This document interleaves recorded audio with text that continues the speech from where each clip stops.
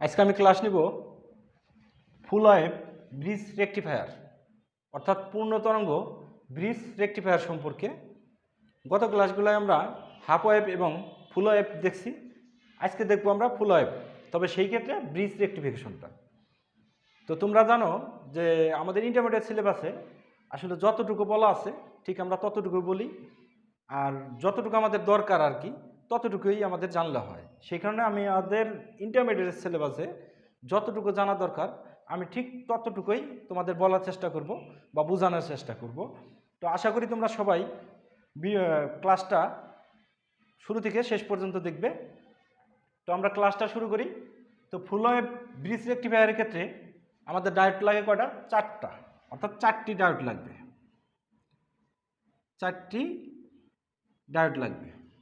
এখন ডায়োডের প্রতীক কিন্তু আমরা জানি, ডায়োডের প্রতীক কী রকম? এরকম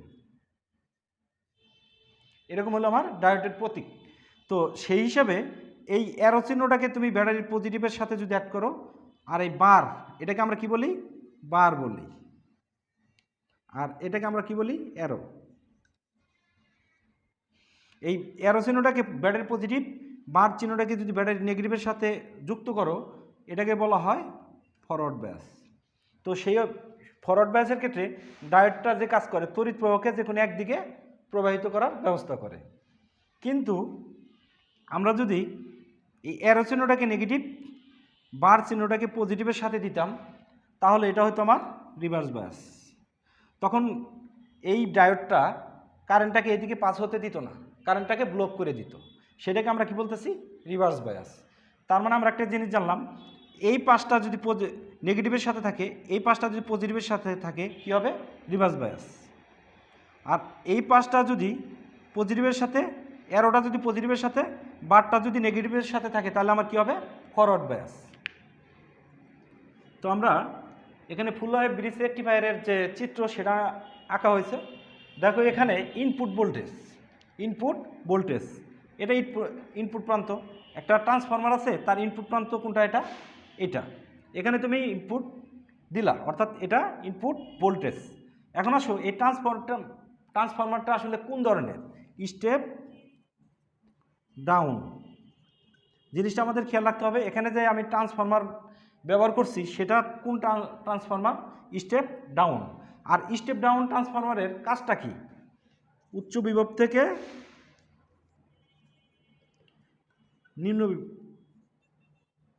নিম্ন বিভবে আউটপুট দেওয়া, অর্থাৎ ইনপুট উচ্চ বিভব, আউটপুট হবে তার নিম্ন বিভব।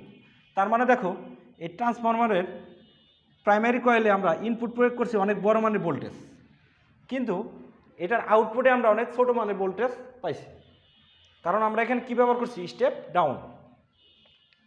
এবার আসো, এটা যখন আমাদের এই ডায়োডের ভিতরে যাবে, তখন এর পজিটিভ হাফ সাইকেলের জন্য এই প্রান্তটা হবে পজিটিভ, এই প্রান্তটা হবে নেগেটিভ।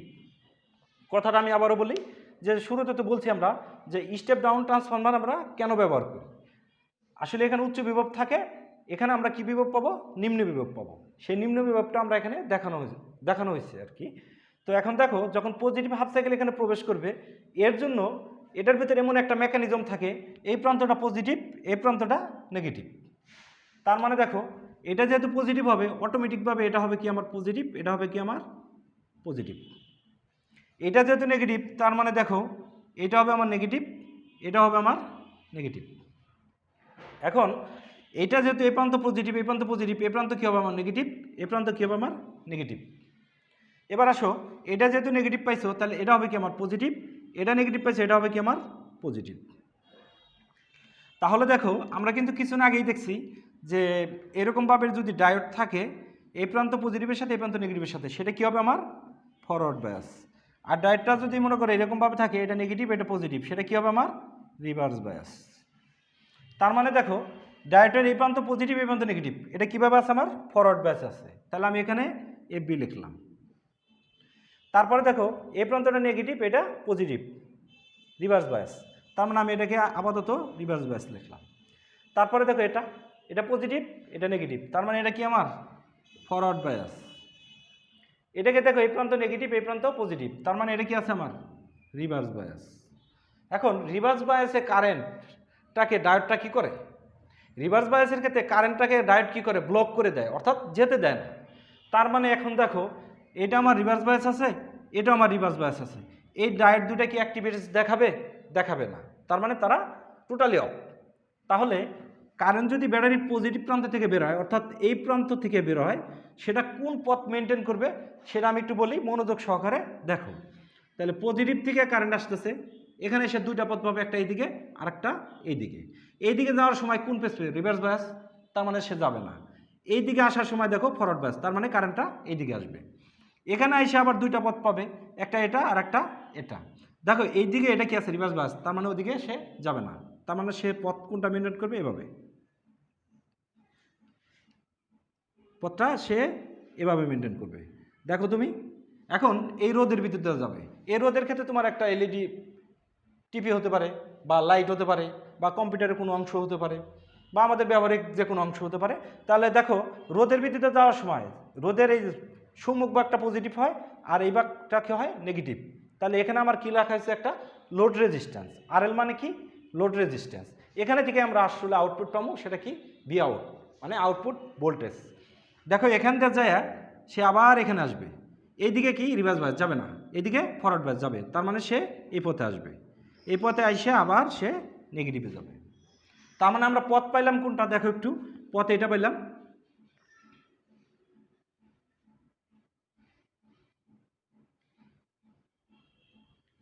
অর্থাৎ পজিটিভ থেকে শুরু করবে, সে নেগেটিভে শেষ হবে। তার মানে দেখো তুমি এই যে আমাদের কারেন্ট, সেটা গেছে কোন কোন কোন ডায়োডের ভিতর দিয়ে, D1 এবং D2-র ভিতর দিয়ে কারেন্ট প্রবাহিত হয়েছে। তার মানে দেখো এর জন্য আমরা আউটপুট পাইছি D1 আর D3। কিন্তু এখানে D2 আর D4 কোনো অ্যাক্টিভিটিস দেখাইছে, কোনো অ্যাক্টিভিটিস দেয় নাই, বরঞ্চ তারা ব্লক করার ব্যবস্থা করছে। সেই ক্ষেত্রে আমরা শুধু আউটপুট কার ক্ষেত্রে পাবো, D1 আর D3। এখন আসো আমরা আবার বিপরীতটা বোঝার চেষ্টা করি, যে যখন নেগেটিভ হাফ সাইকেল প্রবেশ করবে তখন কি হবে।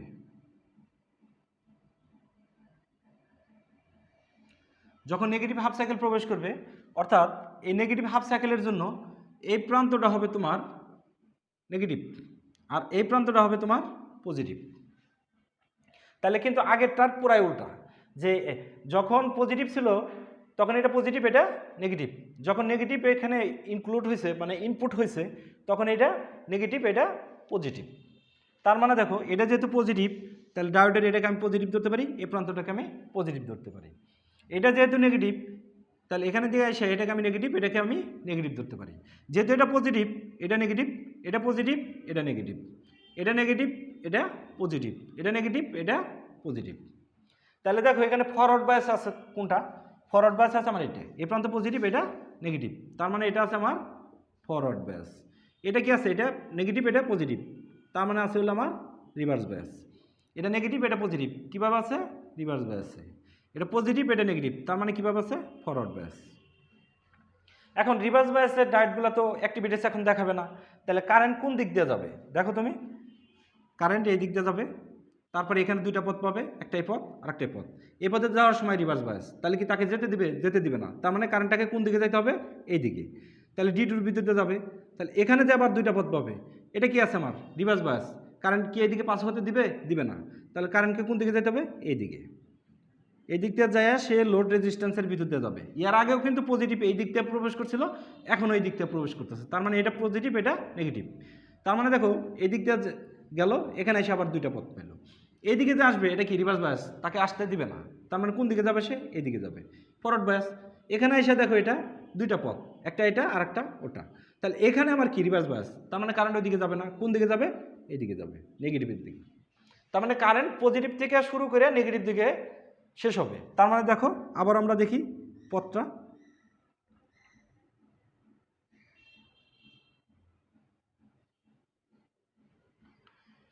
তাহলে এই অপশনের ভিতর যখন নেগেটিভ হাফ সাইকেল প্রবেশ করছিল, দেখো তুমি এই D2 আর D4টা ফরওয়ার্ড বায়াস, আর D1 আর D3টাকে রিভার্স বায়াস। তার মানে এখানে কিন্তু রিভার্স বায়াস কোনো আমাদের আউটপুট দিচ্ছে না, আউটপুট দিচ্ছে কারা, D2 আর D4। যে কারণে নেগেটিভ হাফ সাইকেলের জন্য আমি কি পাইছি, D2 আর D4 এর জন্য আমরা আউটপুট পাইছি, সেটা কি, আউটপুট ভোল্টেজ। আর এখানে যেটা দেওয়া হয়েছে সেটা হলো লোড রেজিস্ট্যান্স।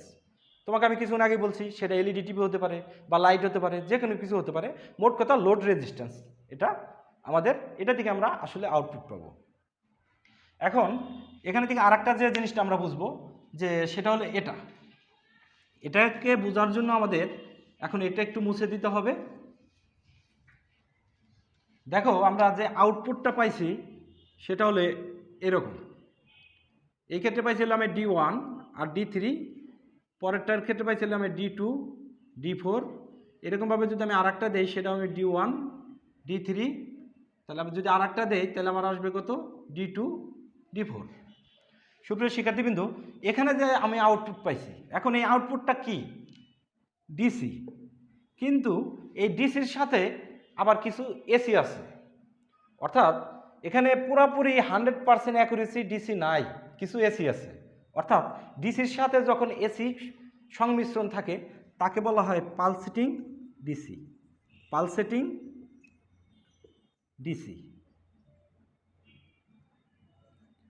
কথাটা কিন্তু খেয়াল রাখতে হবে যে বেশিরভাগ ডিসি আছে কিন্তু তার সাথে কিছু এসি আছে, সেটাকে আমরা কি বলতেছি পালসেটিং ডিসি। তাহলে সুপ্রিয় শিক্ষার্থীবৃন্দ, আমরা যে আউটপুট পাইছি এটা হলো পালসেটিং ডিসি।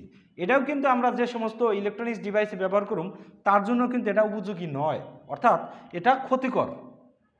কারণ এটার ভিতরে এসি থাকা মানে কি এর কম্পাঙ্ক থাকা, এর ভিতরে এসি থাকা মানে কি কম্পাঙ্ক থাকা। আর যদি আমরা পিওর ডিসির কথা বলি, পিওর ডিসি সেখানে কম্পাঙ্ক কোনো নাই, কিন্তু এসি থাকলে সেখানে কম্পাঙ্ক থাকবে। আর কম্পাঙ্ক যদি থাকে তাহলে ইলেকট্রনিক্স ডিভাইসগুলা জন্য অনেকটা বিপজ্জনক হয়। সেই ক্ষেত্রে আমরা ইলেকট্রনিক্স ডিভাইসের ক্ষেত্রে আমরা কী ব্যবহার করি, সবসময় ডিসি ব্যবহার করি। তাহলে আমরা যে আউটপুট পাইছি সেই আউটপুটটাকে আমরা কি বলতেছি পালসেটিং ডিসি।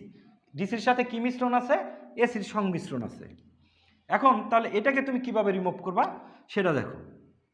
এই লোড রেজিস্ট্যান্সের সাথে একটা সমান্তরাল একটা তুমি ক্যাপাসিটর অ্যাড করে দিলা। লোড রেজিস্ট্যান্সের সাথে তুমি কি করছো, একটা ক্যাপাসিটর অ্যাড করছো। সেই ক্যাপাসিটর ফিল্টারের মতো কাজ করবে। কিভাবে ফিল্টার